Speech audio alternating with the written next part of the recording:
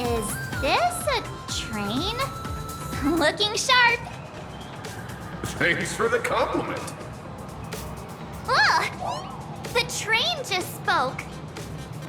Before us stands not just a train, but a strangeling. The term strangeling is so outdated. Look, times have changed, dear guests. Please refer to the Honkai Protection Act. We prefer to be called imaginary. So by the book. You really love those fancy scientific names from the IPC textbooks, huh? Fine. Have it your way. This here is a species unique to plain Arcadia. An imagine, or a being born from paintings.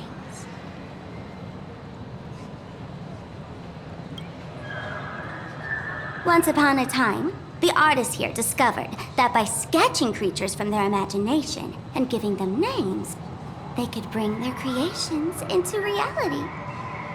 This belief in things yet to exist is called wish power, and it sustains the existence of Imagine. If you ask me, this power must be a blessing from the laughter.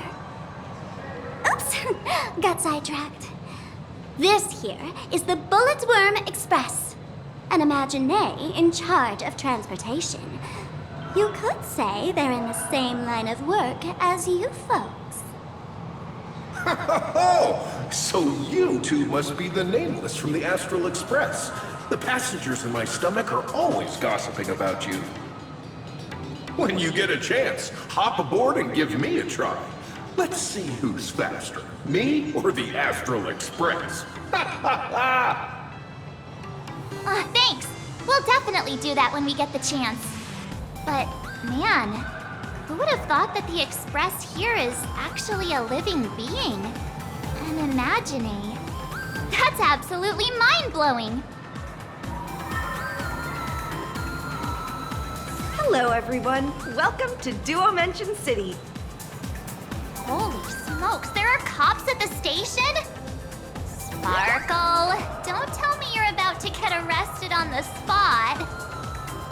Having heard about the Astral Express's visit, many citizens got up early just to catch a glimpse of the Nameless. If anyone acts out of line, please don't hesitate to call us. Oh, gray hair and darling March. You're real celebrities now. Next up, I'm gonna show you even more mind-blowing stuff, so try not to faint.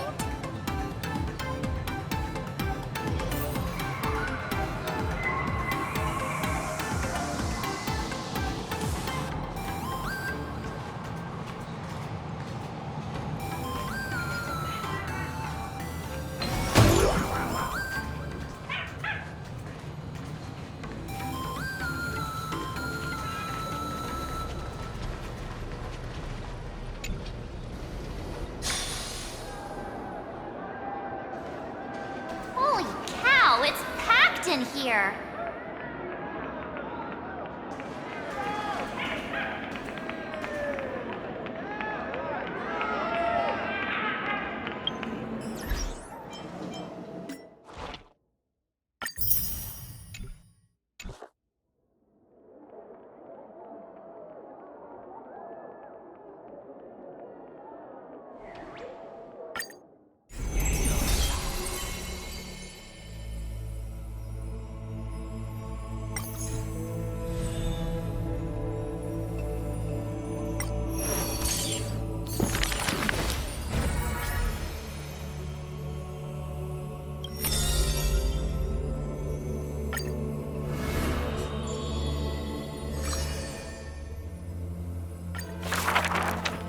Are you ready?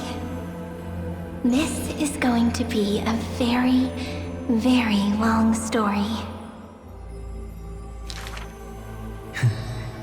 You are a tiny seed. In the boundless dark, your face is sculpted again and again. A smile, a faltering word, or a tear. A lingering sigh. But when a ray of light breaks through, the Stellaron unravels your fate.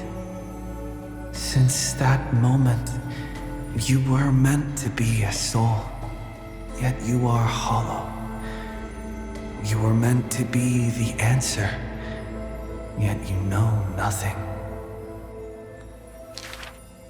At some point, you awake once more as a dead seed in the prison of remembrance. This is a tomb crafted by the body to trap the soul. You will neither wither nor hold a future anymore. Heart of Amphorius, Demiurge. Who's calling you? Is that your name? Hi, miss me yet? Before being dragged back into the sinful loop by tongues of fire, she left you a story.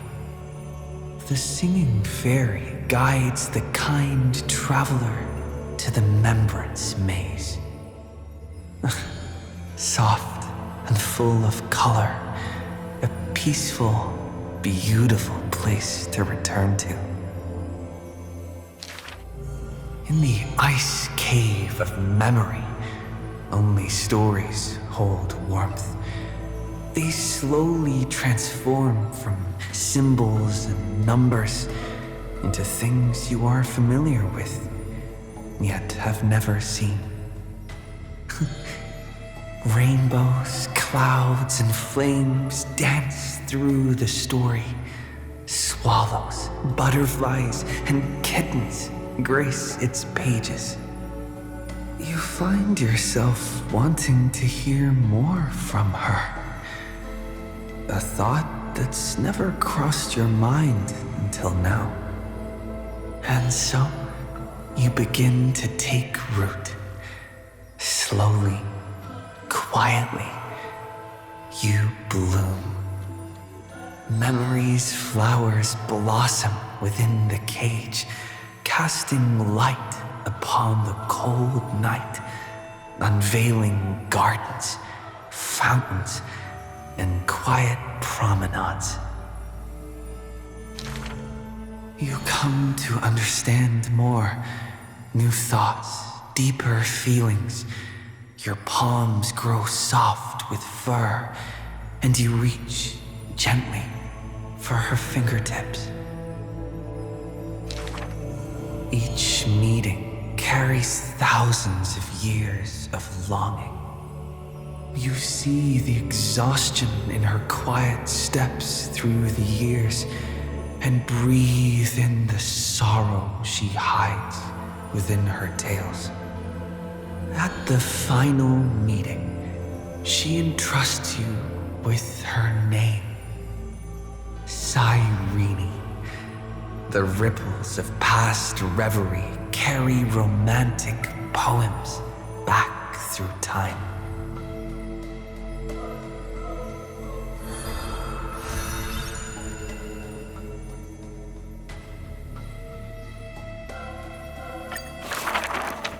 When you finally escape the cage, your heart no longer knows emptiness.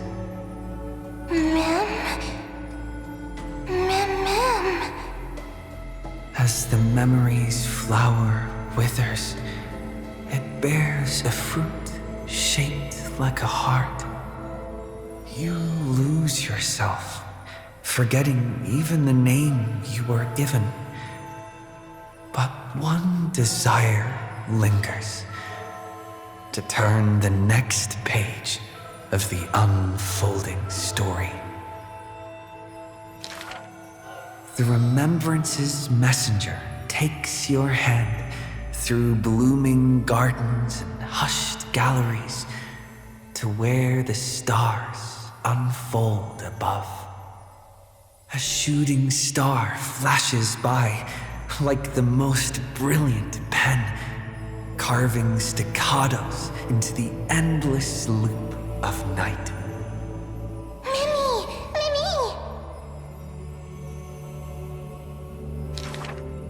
The story unfolds beneath the dome. The future lies where the stars fall. They cast their gaze into the coffin of memory. This is the moment you first meet your companion. Mim?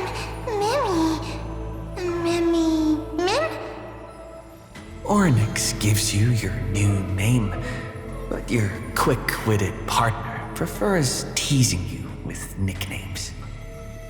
He walks beside you on this journey. The Chrysos heirs, Titans, the flame chase and deliverance. This is the adventure you've been waiting to find. You find Strife's weakness, seal the black-robed swordsman in the ruins of a past life, and soar again with the heroes to the sky. Justice has a partner, and it's me.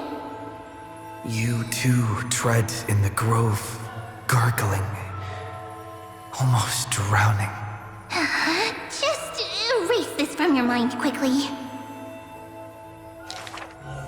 The Chrysos heirs of the Flame Chase somehow feel familiar, as though their tales have already been told to you.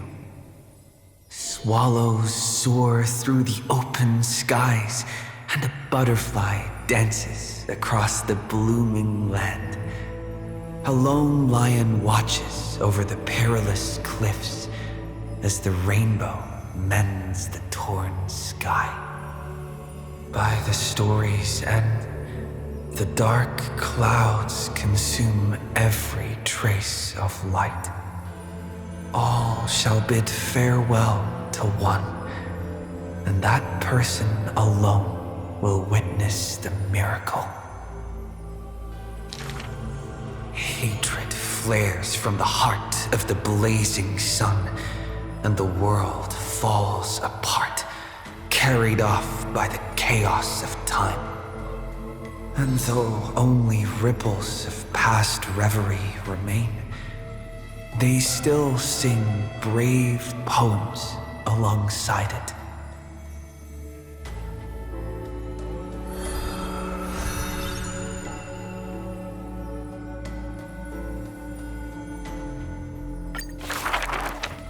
May the days ahead embrace you like the softest fluff. Here lies Ides Elysiae, Cyrene's most beloved sanctuary. Forever warm, forever gentle, the place where the story begins again. Turn the clock once more. The ink rewinds, and the sun rekindles its flame. At the zenith of the world, enter a grand feast for all. People gather under the banner of the Flame Chase and drink their fill. You are finally able to take on the persona of a human being, reconnecting with those old friends, entering them into As I've Written. How do I begin to write you into a story? With her own hand, the ruler writes, I love the world, just as it loves me. between hearty swigs, the knight murmurs under her breath. I only love eternity. But time will not pause for feasting. The sea's depths burn crimson, and the sun begins to tilt. The Theoros bows in reverence as the flames of war are fiercely kindled. You inscribe beauty on the weaver's gravestone, recording how a child's laughter warms the final goodbye. The shore on the other side will watch over the next life. With a hopeful heart, the maiden walks into the chill of the dark, awaiting an embrace. Scars will give way to peace. The warrior ascends the altar, speaking softly under his breath.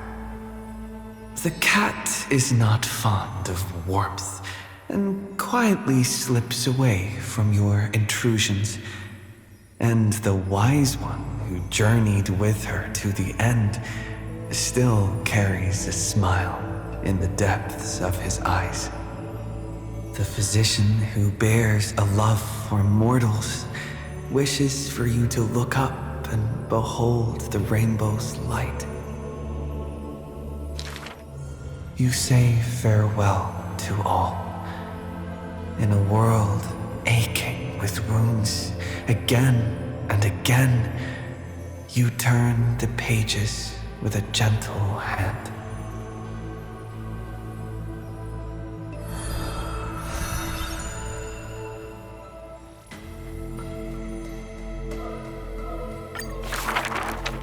Amidst ruins, wilderness, and ash, the projection of the Intellitron reaches out in greeting. Philia 093, the electrical signal originally belonging to love. Now that silence has fallen, why not look at yourself beneath the starlit sky? Along light's final journey to the edge of the universe, the stars fade into silence, their wreckage settling, cooling into uniform, still, and pristine dust. Love answers to many names. Variables, interference, symmetry broken, the original flaw. Love and destruction are two sides of the same force. But the stars reflected in your eyes quietly speak a different truth.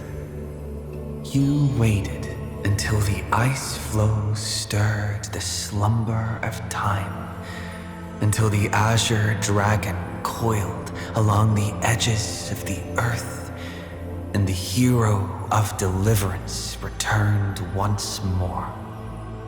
When the breeze lifts the weight of loneliness, as it does the golden waves of wheat in the homeland, the child who was denied the light of dawn can finally lay down the watch that melted his heart. Beyond the blazing sun lurks the black tide of infinite hate. It brings rational arithmetic to an end and snuffs out the flickering flames of civilization across the starry sea. You return to the cold, mist-veiled Evernight. It feels familiar, as water and fruit to a seed. But you will dither no longer. Tap, tap, footsteps echo in rhythm. Hand in hand with your companion, you run ahead, leaving behind a page of eternal peace. Love is the ripples of past reverie. Let the verses of memory gently seal what once was.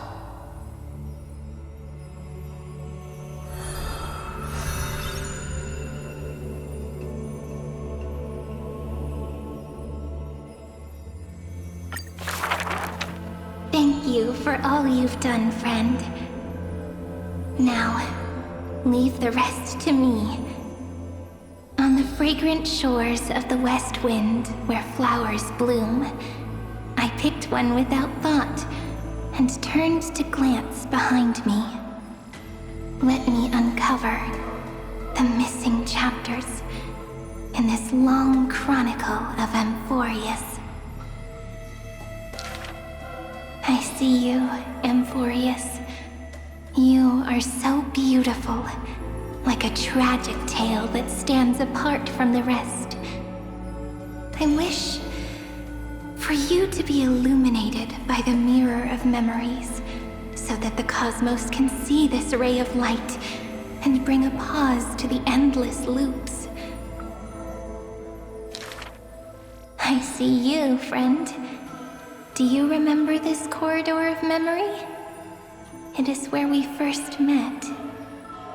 I wish to gift you a magic pen, to strike the notes of fate, and to guard you as you wander this world. I see you, Cyrene, concerned about the truth Lygus unveiled. I trust you to face it with courage and make the right choice. I long to entrust you with all that remains of my strength. Use it to journey back through time and share in the flame chase journey. I'm so tired. I can barely keep my eyes open. It would be great to find a place where I can lie down and sleep until tomorrow.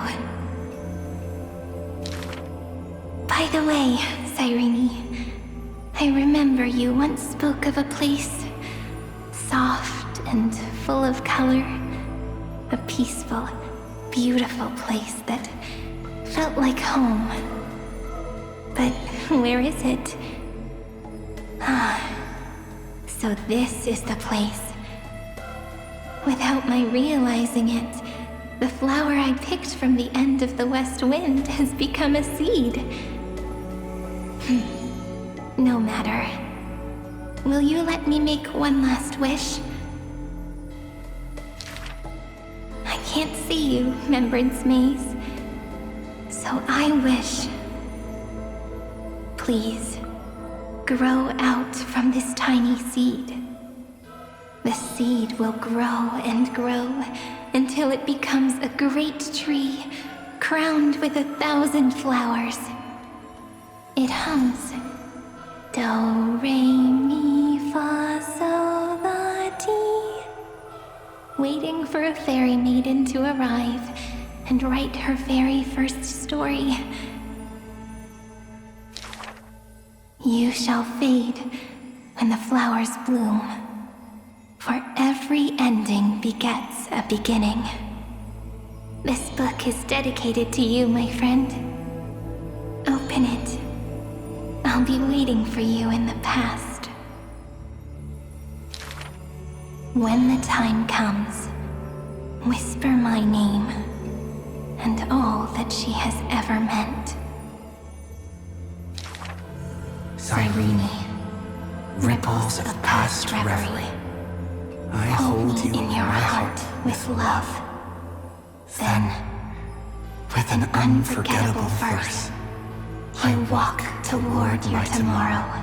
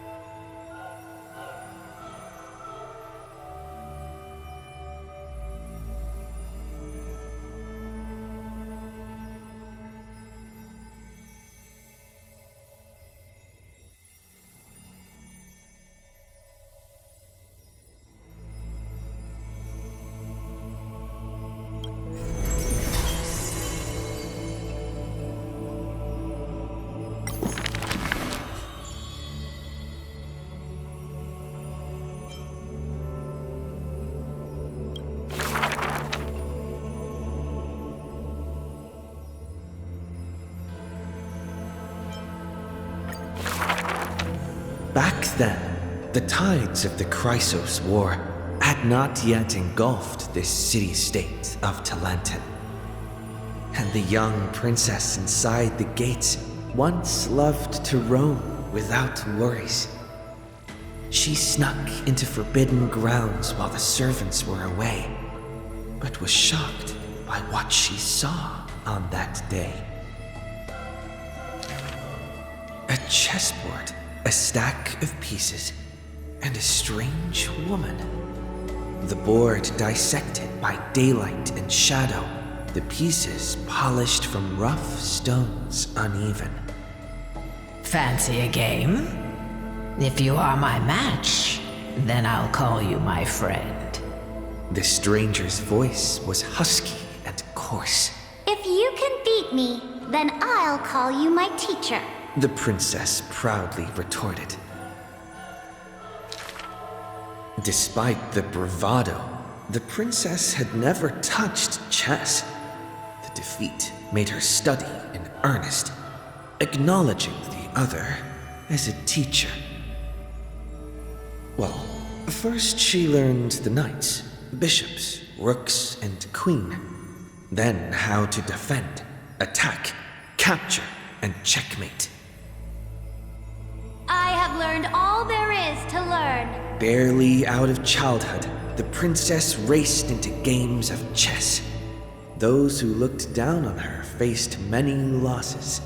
Those who glorified themselves forfeited in a mess. At her prime, none could rival her at all. But she still recalled what the stranger said.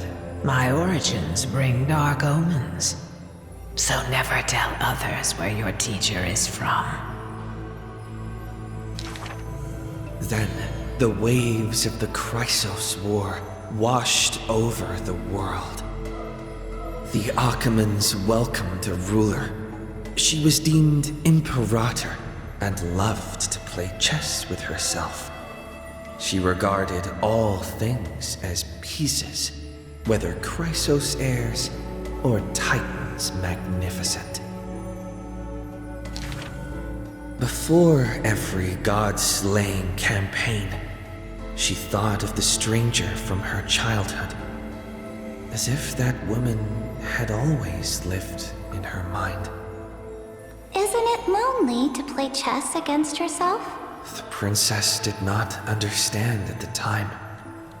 But now, she who bore the crown finally realized. The flame chase's beginning was like fuel being tossed onto the fire, and in the unending road of marching banners and war cries, she finally had the time to meditate. There were often jesters behind the king, curious about her past in her old city lost to time. One claimed the Imperator was cruel, executing her own teacher. Another stated the Imperator was biased, learning from an enemy hostage. Many such rumors abounded, with no origin found. No matter. That was indeed the criminal sentence I read out. The Imperator stated evenly, My teacher was an enemy hostage whom my elders had imprisoned. Her state betrayed our alliance and must be executed according to law. But she taught me chess, so why can't I chisel the word teacher on her tombstone now?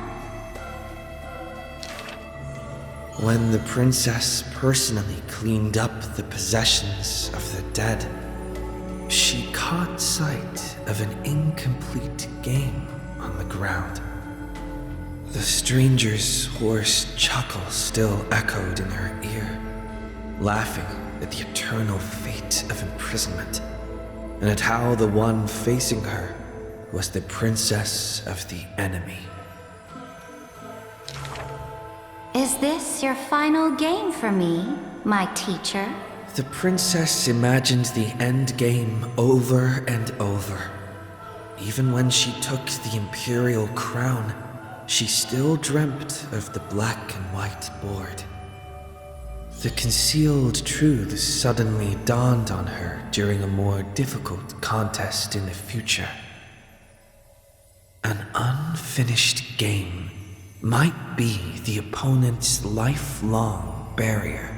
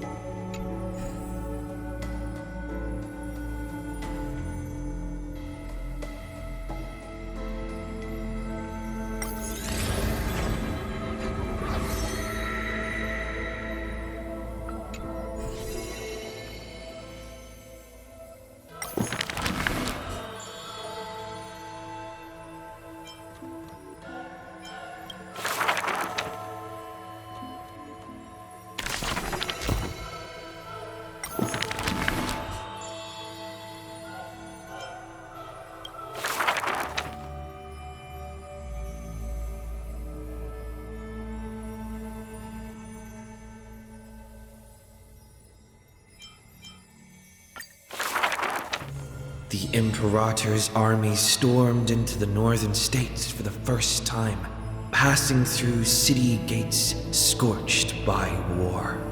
Another tyrant still! So exclaimed the angry child. The rock tossed from up high hit the girl's crown. The crowd shrieked and retreated, fearful of a ruler's flames of fury. The girl reached out, not to straighten the crown on her head, but to help up the child shivering in dread. I heard in the old laws of this land, whoever assaults the crown shall be punished. But I wear another land's crown. And your old laws should also be abolished. After many days, the gold weaver discovered in shock that wearing a crown or a hat to the side was now this land's fashion, likely to remain with the Imperator's name in tradition. The so-called heroes with golden blood in their veins all have the qualities to fight for the core flames. Who's to say this was not the gods' plan? To have the heroes at each other's throats, so the divine could hide in old law's lair and laugh, play, and gloat. Who made this world a chessboard, and with one stroke, one river, created the boundary between God and man? Dux Gladiorum, Dux Carminum, Dux Helcalithist, Dux Fragoris, Dux Brumalis. Heed my call! The girl stood before a mighty army with her scepter. Today, I will insist on crossing the Rubicon. Gather the might of all heroes and begin the journey to slay gods! Half of the core flames were now in her hands, and the hidden trickery titan stirred, leaving taunts.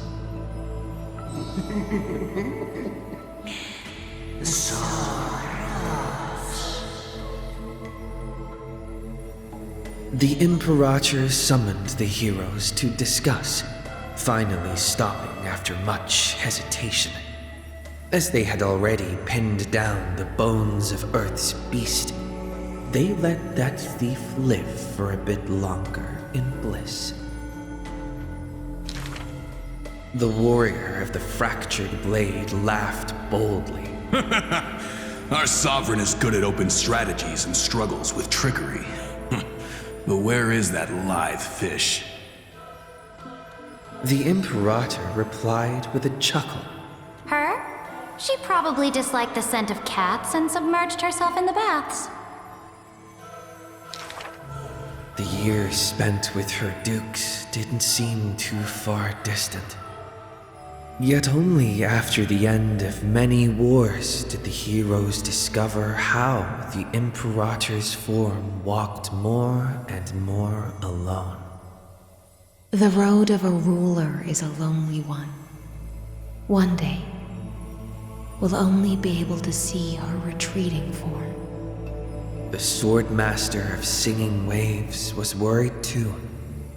When all others had departed in intoxication, the two of them gazed into each other's eyes, towards torrents deeper than their fates, and sank into profound silence.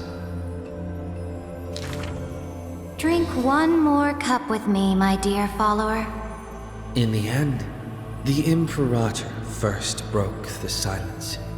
When compared to the taste of salt and blood, I sometimes miss your ambrosia. About the destruction soon to be born and the eternally occurring extrapolation, the Anti-Catherians spoke of all this in words unceasing. So this is the old world I must fight against. The girl's expression bore no sorrow or tragedy. Instead, she looked more solemn and ready than ever. Whoever stated that two kings could not meet face to face in chess? I am the sovereign of Akama. I once faced the gods. So what do I have to fear about the laws hanging behind such gods? I will chop up the old laws and let them be firewood for the new. No matter the cost. That was the Imperator's lifelong conviction. Never changed, always persistent.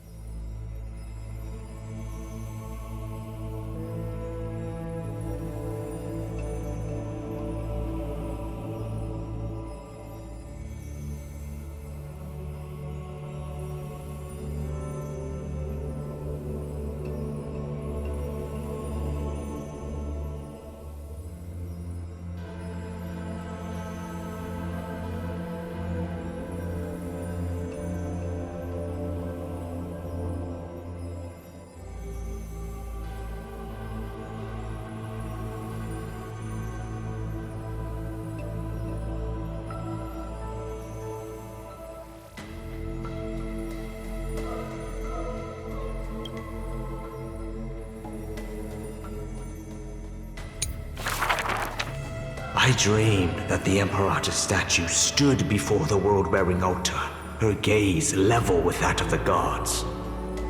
Then, blood gushed out from the statue's orifices, and the people, in cheers and elation, washed their hands in that golden blood. The tyrant's life will end with violent death. None will weep, and all will cheer as her statue topples. She will die before the dawn comes. A vengeful aristocrat, one whose title was stripped by the Imperator, thus spoke. We cannot agree with your excessive deeds. You have imprisoned Trebios' split selves, demanding that divine authority regress into the ruler's mouthpiece. We will reveal your future with the prophecy. And tell in truth, your crusade will indeed be a smooth path. Yet in the same breath, we see omens of your death, a demise in an absolute pure darkness. Even so, please excuse us, as our eyes continue to be drawn to your crown's flames. Dux Fatorum. We don't exactly hate that name. In the name of Yanissopolis' priestess, holy maiden, and oracle, thus spoke the Imperator's Dux Fatorum. Allow me to remind you, your life is now on a countdown with the fall of law, and you will become law. I must confirm, is our deal still going strong? Is the future I promised you more satisfying than the future in the prophecy? Ah, you are as resolute as always. Good.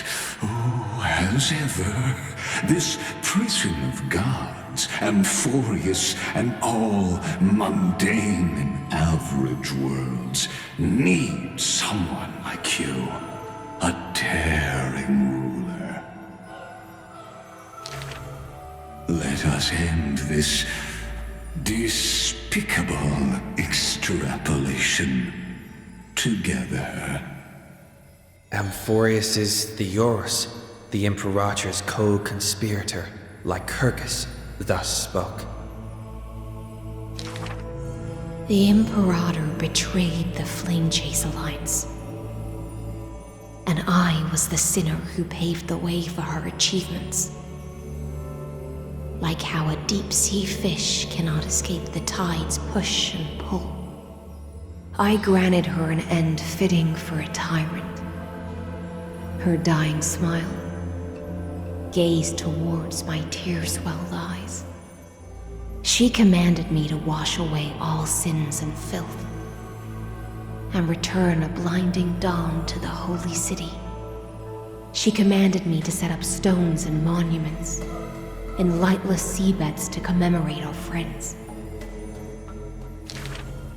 But who will remember her achievements?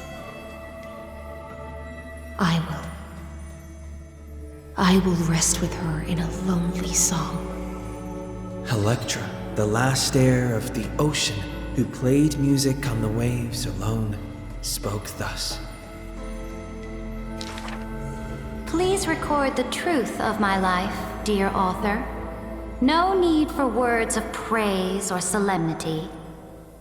Just as I once instructed Dux Carminum, the histories of rulers are not for recording our merits, but for warning future generations. As for why the Imperator died, and what reproach she would face in life and death, those should be left for the new world to judge. Now I have personally entered my end, a self-flagellation. Let the boiling gold covering the holy city be stamped with my name. For I am certain I have won half a move against the gods. And this, unfinished game will be left to the future to reach completion. Saridra, the only Imperator the Holy City had ever seen, spoke thus.